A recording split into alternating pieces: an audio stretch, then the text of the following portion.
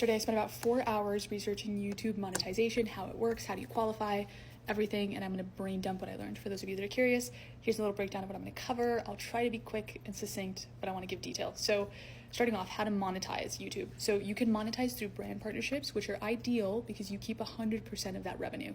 Then you can monetize through AdSense, which are the ads before, in the middle, and after a video plays.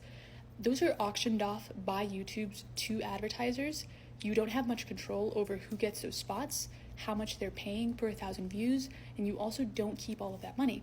YouTube keeps a percentage of those earnings. I think it's between 30 to 70% or something.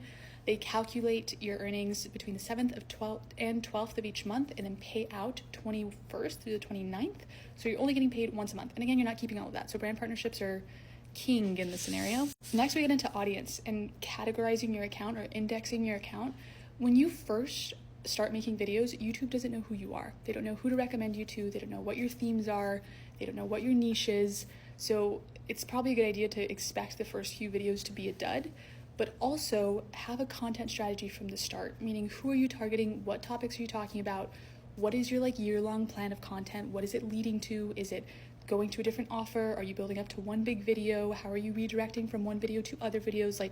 Content strategy is going to be key here, which is what I do every single day for work. So I'm excited about this. And I worked on it a little bit yesterday for my niche of social media management. Social media management, even though it may seem like it's not for people who are in this industry, it's a very small niche. So if I only target social media management keywords, my niche is going to be tiny. So what I did is I went down the designer rabbit hole, which I do frequently.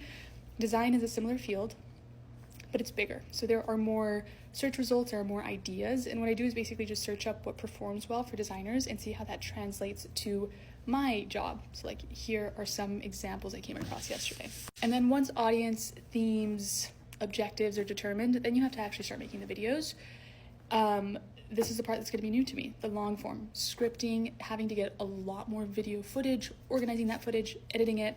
The time between ideation to publishing is going to be far longer than it is on TikTok for me specifically. So that's where I imagine the learning curve will be. Word of advice that I'm saying out loud to also take in for myself is avoiding taking in too much education material during this phase. Just put content out, see how it does, learn from mistakes, and keep going. Also, something else I want to mention, if you're still here, you probably are curious. It's worth noting that the pipeline from a brand reaching out to actually getting paid is going to be a lot longer, because right now when a brand reaches out, they say, hey, we want you to make this video, I can make it and publish it. In the future, it's going to be, hey, we want to advertise this one thing. Does it fit into a future video you're making? And I have to look through the ones I'm scripting and say, yeah, the ones that I'm scripting in 4 months or filming in 4 months will fit, which means there's 4 months until I get paid. No. So the payment structure is going to have to change. Contract structure is going to have to change. Planning is going to have to change, which will just mean adapting and learning how that goes, but then also changing things so that it benefits me as well. Okay, that is all.